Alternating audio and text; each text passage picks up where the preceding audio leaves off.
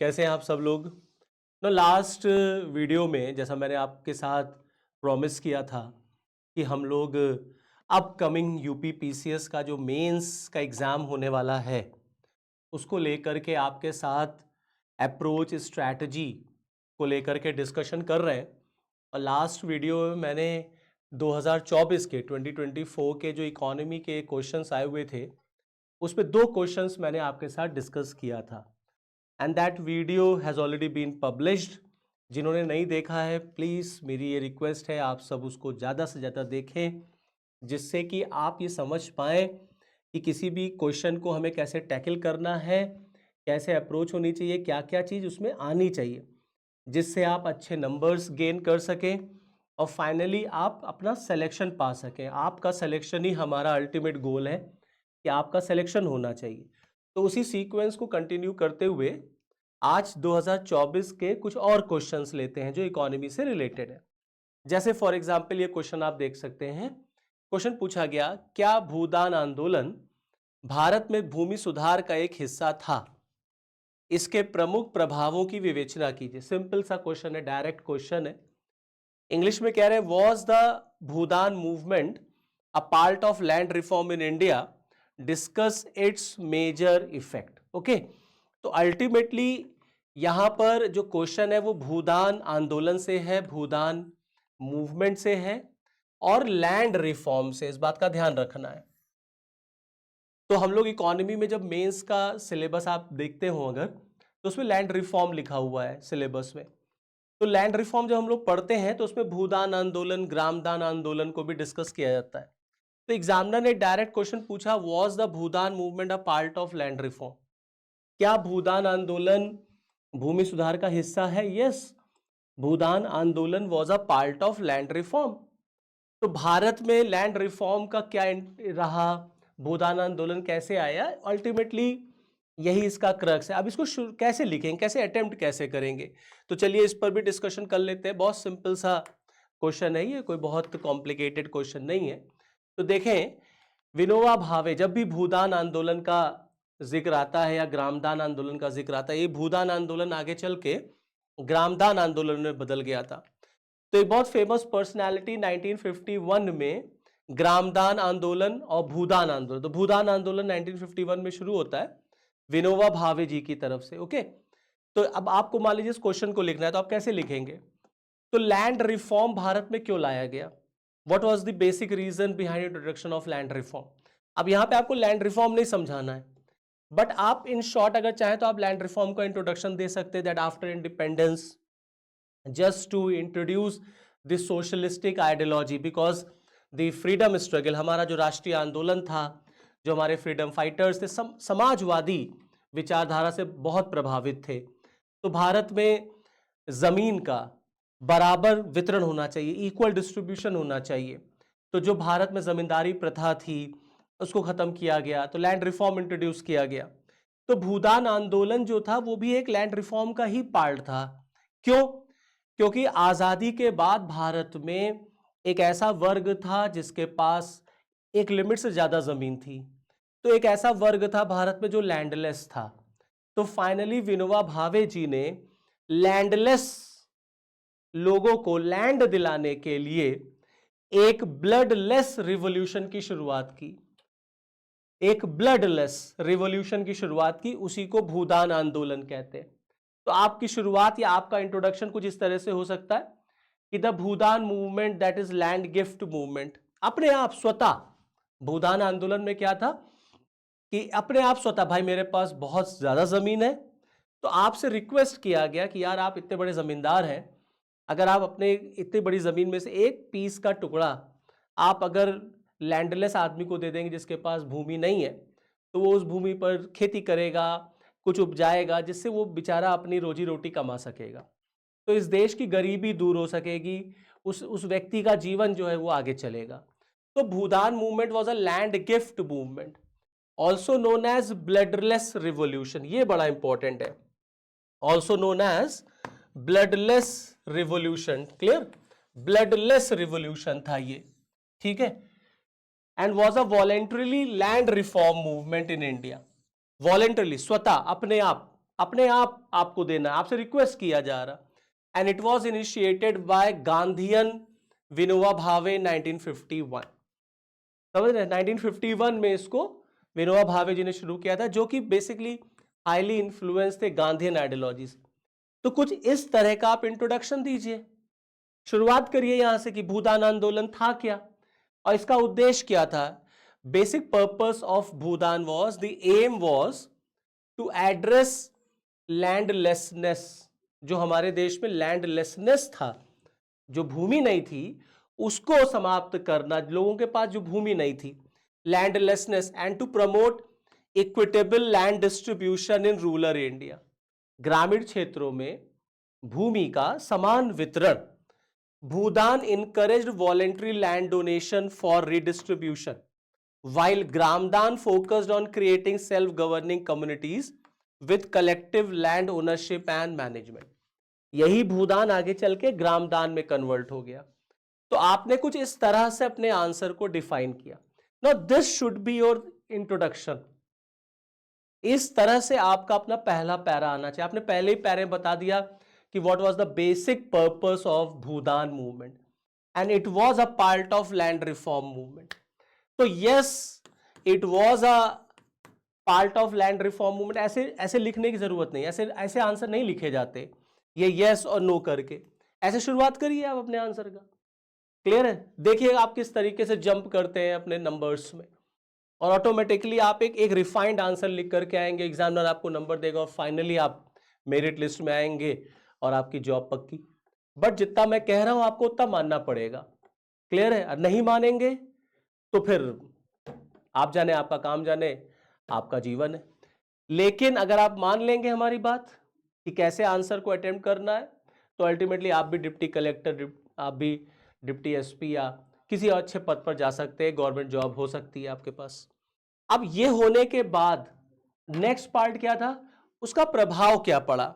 Examiner पूछ रहा है उसका प्रभाव क्या पड़ा।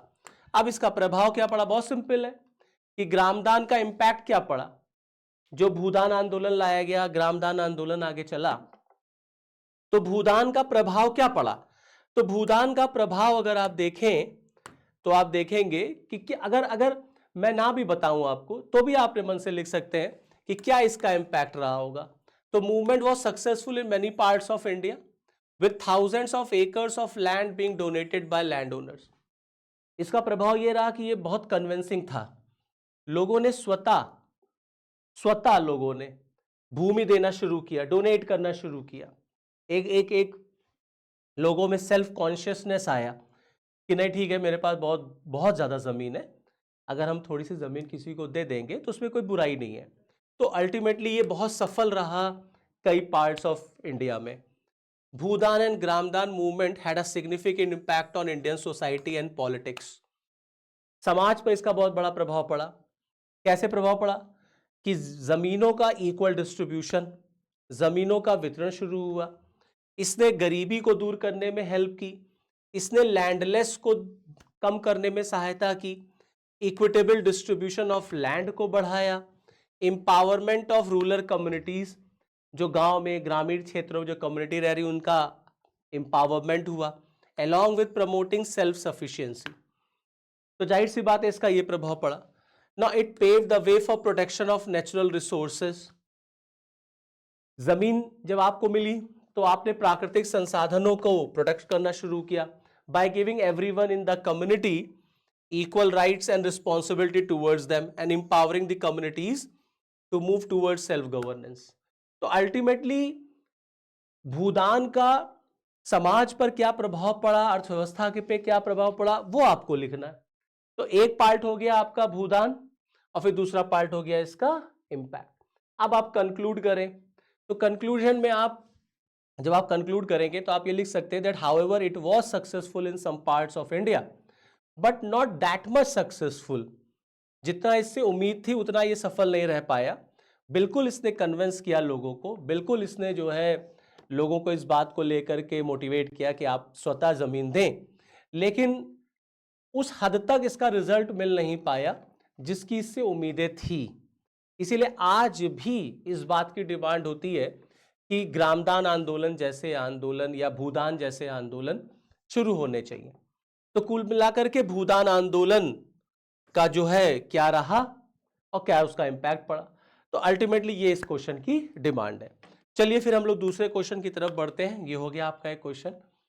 अब दूसरा क्वेश्चन अगर देखा जाए तो दूसरा क्वेश्चन भी बहुत सिंपल सा है कि दूसरा क्वेश्चन पूछ रहे हैं आपसे, ये समावेशी विकास से है क्वेश्चन। कह रहे क्या समावेशी विकास सामाजिक न्याय को सुनिश्चित करता है? बहुत सिंपल है, डायरेक्ट क्वेश्चन है। क्या समावेशी विकास सामाजिक न्याय को सुनिश्चित करता है? बिल्कुल करता है, क्यों नहीं करता।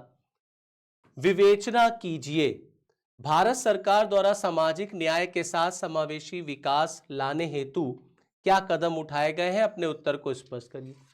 तो एक पार्ट है आपका, क्या समावेशी विकास सामाजिक न्याय को सुनिश्चित करता है, यह बताना है, और भारत सरकार ने क्या कदम उठाए यह बताना है। Does inclusive growth ensure social justice? Discuss. Okay. What steps have been taken by the government of India for bringing inclusive growth with social justice? Elucidate your answer. अपने आंसर को लिखें, सिंपल सा क्वेश्चन है। तो इस question की क्या demand है? देखिए इसके क्वेश्चन के कीवर्ड्स क्या है। पहला इस क्वेश्चन का कीवर्ड है इंक्लूसिव ग्रोथ, समावेशी विकास। ठीक, कह रहे समावेशी विकास से क्या सामाजिक न्याय आता है, सोशल जस्टिस आता है? 110% आता है, बिल्कुल आता है। सामाजिक न्याय लाने के लिए ही तो इंक्लूसिव ग्रोथ की बात की गई है, समावेशी विकास की बात की गई है। इस पॉइंट को आपको एक्सप्लेन करना है। तो इंक्लूसिव ग्रोथ क्या होता है इसको समझाएं, सोशल जस्टिस क्या है इसको समझाएं, और दोनों का कनेक्शन बिठाएं। सामाजिक न्याय कैसे समावेशी विकास से आएगा, और भारत सरकार ने क्या क्या कदम उठाए इसको आप लिख दे। तो बहुत सिंपल है, देखिए कैसे लिखेंगे आप इसका आंसर, इसमें फॉर्मेट क्या चलेगा। तो जैसे फॉर एग्जांपल सबसे पहले आप इंक्लूसिव ग्रोथ को समझा सकते हैं। क्लियर है, अपना आंसर शुरुआत करिए समावेशी विकास से। तो समावेशी विकास क्या है? समावेशी विकास एक ऐसा विकास है, हम इस देश का, अपने राष्ट्र का एक ऐसा विकास करना चाहते हैं जिसमें समाज के सभी वर्ग के लोग शामिल हो सके, जिसमें सबका योगदान हो, और इस विकास का लाभ समाज के अंतिम पायदान पर खड़े व्यक्ति तक पहुंचना चाहिए। यही तो सामाजिक न्याय है। सोशल जस्टिस क्या है? रिजर्वेशन लाया गया, क्यों? For social justice. Caste census कराने की बात हो रही है, क्यों? For social justice. महिला एम्पावरमेंट, वुमेन एम्पावरमेंट, महिलाओं को आरक्षण, क्यों? For social justice. गरीबी दूर करना, for social justice. Sarva Shiksha Abhiyan, for social justice. Mid day meal, for social justice. तो सामाजिक न्याय क्या है? सामाजिक न्याय का मतलब है समाज में हर व्यक्ति बराबर होना चाहिए। जो ये ऊंच नीच, अमीरी गरीबी है, इसे हमें खत्म करना है, इसको कम करना है। क्लियर है? जो शहर और गांव का अंतर है, इसे हमें कम करना है। हमें गरीब को भी वो हर चीज देनी है जो उसके जीवन में नहीं है, अच्छी शिक्षा, अच्छा स्वास्थ्य, अच्छा इलाज, रोजगार, सारी चीजें। तब हम कहेंगे नहीं तुम्हारे साथ न्याय हुआ। तो इस देश के संसाधनों पर केवल एक वर्ग, इलीट क्लास का, कुलीन क्लास का, कुलीन वर्ग का ही जो है वो आधिपत्य नहीं होना चाहिए, अधिकार नहीं होना चाहिए। इस देश के संसाधनों पर हर वर्ग के व्यक्ति का अधिकार है, हर धर्म के व्यक्ति का अधिकार है, चाहे वो किसी धर्म का हो, चाहे वो किसी जाति का हो। यही सामाजिक न्याय होता है। तो हम ऑटोमेटिकली इंक्लूसिव ग्रोथ यही इसीलिए चाहते हैं कि हम चाहते हैं कि हमारा देश विकास करे, हमारे देश में ग्रोथ हो, डेवलपमेंट हो। तो अगर आज भारत की जीडीपी, मान लीजिए अगर हम अपने देश की जीडीपी को बढ़ाना चाहते हैं और हम लक्ष्य लेके चल रहे हैं कि हमें $5 ट्रिलियन की जीडीपी करना है, तो इसका मतलब क्या है? इसका मतलब है कि हमारे देश की अगर जीडीपी बढ़ती है तो इसका लाभ, इसका फायदा समाज के कुछ चुनिंदा लोगों तक ही ना पहुंचे, कि जो लाइन में ये पहली से लेके 10 तक, जो ये पहले 5 हैं, बस यही लोग फायदा उठा ले गए, बाकी 6th से लेकर के 10 तक फायदा नहीं उठा पाए। तो इसका मतलब है हम जिस देश को बनाना चाहते हैं हम जिस तरह का भारत बनाना चाहते हो कभी नहीं बन पाएगा, क्योंकि समाज में केवल यही लोग विकसित होते रहेंगे, ये लोग नहीं होंगे। तो इनका तो जीवन बदल जाएगा, इनका नहीं बदलेगा। तो हमें इनके साथ भी न्याय करना है। इसीलिए हमने इंक्लूसिव ग्रोथ की बात की है कि हम ऐसा विकास चाहते हैं जो फर्स्ट से लेकर के 10th व्यक्ति तक पहुंचे। गांधी भी कहा करते थे, इस देश का विकास तभी असली मायनों में माना जाएगा जब समाज के अंतिम पायदान पर जो व्यक्ति खड़ा है हम उसकी चिंता करें। और अंतिम पायदान में कौन खड़ा होगा? कोई गरीब खड़ा होगा, कोई सप्रेस्ड क्लास का पर्सन खड़ा होगा, महिलाएं होंगी, बच्चे होंगे। तो हमें ग्रोथ को फिल्टर कर देना है। ट्रिकल डाउन इफेक्ट होना चाहिए कि ऊपर से लेकर के नीचे तक सबका विकास होना चाहिए। तो जिसको आप कहते हैं सबका साथ सबका विकास, now that is known as inclusive growth. तो आप अपने क्वेश्चन की शुरुआत इंक्लूसिव ग्रोथ से कर सकते हैं। So inclusive growth means a growth of economy including all sections of the society. हम ऐसा समाज, एक ऐसी अर्थव्यवस्था का विकास चाहते हैं जिसमें समाज के सभी वर्गों का, सभी सेक्शंस का योगदान हो। Means each section should contribute in the progress of the nation. राष्ट्र के विकास में सब लोग अपना योगदान दें। An economic growth that creates employment opportunities and helps in reducing poverty. एक ऐसा आर्थिक विकास जो रोजगार के अवसर पैदा करे, क्योंकि रोजगार मिलेगा तभी सामाजिक न्याय होगा और गरीबी दूर हो सके। It means having access to essential services in health and education by poor। अर्थात जो आवश्यक सेवाएं हैं, शिक्षा है, स्वास्थ्य है, उस तक गरीबों की पहुंच पहुंचे। केवल अमीर ही अच्छी शिक्षा और अच्छा स्वास्थ्य ना ले पाए। जब हमने गरीब के बच्चे को शिक्षा का अधिकार दिया, यह भी सामाजिक न्याय है। केवल अमीर का बच्चा ही अच्छी स्कूल में, अच्छे कॉलेज में जाए, यह सामाजिक न्याय नहीं है। क्योंकि वो व्यक्ति गरीब है इसलिए उसको अच्छी शिक्षा नहीं मिलना चाहिए, उसको न्याय नहीं मिलना चाहिए, यह सामाजिक न्याय नहीं है। आप उसके साथ न्याय नहीं कर रहे। तो हम चाहते हैं एक ऐसा देश, एक ऐसा समाज, एक ऐसी अर्थव्यवस्था जहां गरीबों तक हर चीज का लाभ पहुंचे। तो आप अपने आंसर की शुरुआत ऐसे इंक्लूसिव ग्रोथ की डेफिनेशन से करें और साथ ही साथ आप सामाजिक न्याय को समझाते हुए जोड़ें कि हाँ बिल्कुल सामाजिक न्याय के लिए इंक्लूसिव ग्रोथ की आवश्यकता है। संविधान में जो सामाजिक न्याय की बात की गई है, justice to all, justice for all, वो तभी होगा जब इंक्लूसिव ग्रोथ होगा। बिना इंक्लूसिव ग्रोथ के सामाजिक न्याय नहीं लाया जा सकता। तब इसके बाद, लिखने के बाद, अब आप गवर्नमेंट के स्टेप्स बता दीजिए। एक्स नंबर ऑफ स्टेप्स हैं। यहां तो मैंने कुछ एग्जाम्पल्स लिए, बहुत सारे स्टेप्स हैं कि सरकारें क्या क्या काम कर रही हैं for inclusive growth and to get social justice. जैसे देखिए 11वीं और 12वीं पंचवर्षीय योजना में आप देखेंगे तो आपको इंक्लूसिव ग्रोथ का जिक्र दिखेगा। हमने 11वीं और 12वीं पंचवर्षीय योजना में समावेशी विकास की जिक्र की।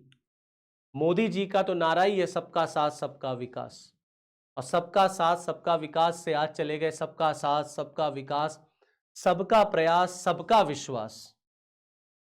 तो ये सारी चीजें, मनरेगा रोजगार अवसर करना, मुद्रा योजना, स्वच्छ भारत, आयुष्मान भारत, स्किल इंडिया, सर्व शिक्षा अभियान, तो ये सारे गवर्नमेंट के स्टेप्स हैं। अब आप इन सारे स्टेप्स को समझाएं, इन सारे स्टेप्स को लिखें। फाइनली ये सारे स्टेप्स क्यों हैं? For inclusive growth. हमें देश में रोजगार डेवलप करना है, हमें देश में गरीबी दूर करनी है, हमें देश में महिलाओं के लिए काम करना है। जो गवर्नमेंट ऑफ इंडिया, जो मोदी जी कहते हैं हमारे लिए सिर्फ 4 जातियां हैं, ज्ञान, उस ज्ञान पर हमें काम करना है। तब आप इंक्लूसिव ग्रोथ की बात करेंगे, ठीक है। और ये सारी चीजें इसी के लिए, स्किल इंडिया करो, स्वच्छ भारत अभियान, सर्व शिक्षा अभियान, आयुष्मान भारत, मुद्रा योजना के तहत हम उधार लोन दिलाएं ताकि आदमी अपना कोई काम करे जिससे वो जीवन में आगे बढ़े। किसानों को लोन देना जिससे उनकी गरीबी दूर हो सके। ये सब स्टेप्स है फॉर इंक्लूसिव ग्रोथ। ये इस क्वेश्चन की डिमांड है। सिंपल सा क्वेश्चन है, डायरेक्ट क्वेश्चन है, आंसर लिख देना है। चलिए फिर थर्ड क्वेश्चन पे एक और क्वेश्चन लेते हैं, उसको भी हम लोग समझते हैं। यही बहुत सिंपल सा क्वेश्चन है, बहुत सिंपल क्वेश्चन है, डायरेक्ट क्वेश्चन आया हुआ है। कह रहे हैं बजट का आधा उपयोग हो पाता है यदि उन्हें केवल नियोजन के उपकरण के रूप में ही प्रयोग किया जाए। बजट का आधा उपयोग हो पाता है यदि उन्हें केवल नियोजन के उपकरण के रूप में प्रयोग किया जाए। इस कथन का आलोचनात्मक परीक्षण कीजिए। अब आलोचनात्मक क्रिटिकली एनालाइज करने से घबराने की जरूरत नहीं है। कह रहे budgets are half used if they serve only as planning device. Critically examine this statement. Clear? अब budget is half used if they serve as only planning device. इसका मतलब है बजट का इस्तेमाल केवल आधा ही होता है अगर बजट केवल एक प्लानिंग डिवाइस मात्र बन के रह जाए। इसका मतलब है जो बजट में कहा गया है, जो बजट के प्रावधान है, जो बजट में प्रोविजंस दिए गए, जिस बजट में पैसा एलोकेट किया गया, अगर आप उसका इस्तेमाल प्रॉपर वे में नहीं करेंगे तो वो केवल एक प्लानिंग का डिवाइस बन गया। भाई बजट में क्या होता है, सरकार बजट क्यों लाती है, चाहे केंद्र की या राज्य की? हम पब्लिक को ये बताते हैं कि हम आने वाले एक साल में समाज के लिए, देश के लिए क्या करेंगे। यूपी सरकार का बजट आया तो यूपी सरकार उत्तर प्रदेश में आने वाले एक साल में क्या करेगी।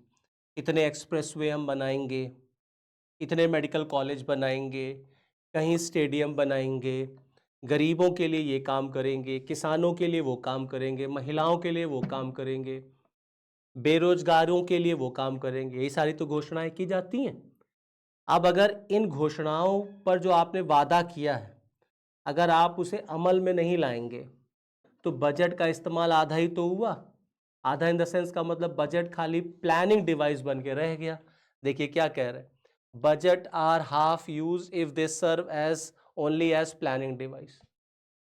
केवल प्लानिंग, खाली बैठे आप लोकसभा में, राज्यसभा में, विधानसभा में, विधान परिषद में, और आपने बजट पे लंबे लंबे भाषण दे दिए, घोषणाएं कर दी, ये करेंगे ये करेंगे, तो ये करेंगे ये करेंगे मतलब क्या, प्लानिंग आप कर रहे हैं, स्ट्रैटेजी आप बना रहे हैं, लेकिन आपके कथनी और करनी में अंतर है। अब आपको उसको ग्राउंड लेवल पे उतारना है। तो केवल बजट में लंबे लंबे भाषण या लंबी लंबी योजनाएं, उसको पैसा दे देने से कुछ नहीं होता, आपको उसको जमीनी स्तर पे उतारना पड़ेगा, तब बजट का पूरा इस्तेमाल होता है। कई ऐसी सरकारें हो जाती हैं जो बजट का पूरा पैसा नहीं खर्च कर पाती, जैसे बिहार है। कैग की रिपोर्ट बताती है कि बिहार का पूरा बजट ही वहां यूज नहीं हो पाता। तो जब बजट का पूरा पैसा इस्तेमाल नहीं होगा तो जिस चीज के लिए पैसा दिया जा रहा है वो पैसा यूज ही नहीं हो रहा, तो जनता का जीवन कैसे चेंज होगा? तो इसका मतलब है कि बजट पूरा यूज नहीं हुआ, तो बजट केवल एक प्लानिंग डिवाइस बन के रह गया। तो ये सारी चीजें इस क्वेश्चन की डिमांड है। तो आपको बजट का इस्तेमाल करना जो है पूरी तरीके से कैसे हो वो आपको बताना है। और बजट इस्तेमाल क्यों नहीं हो पा रहा है? राजनीतिक चीज़ों की वजह से, पॉलिटिकल विल पावर की कमी, ब्यूरोक्रेटिक विल पावर की कमी, नौकरशाही, उदासीनता, समझ रहे, जो राजनेता हैं वो ठीक से ध्यान नहीं देते, जो नौकरशाह हैं वो सही से उसको लागू नहीं करते, इम्प्लीमेंट नहीं करते, भ्रष्टाचार की वजह से, तेरा मेरा, समझ रहे, पैसा बांटना इधर उधर, इस वजह से बजट जो है वो पूरा जमीन पे उतरता नहीं।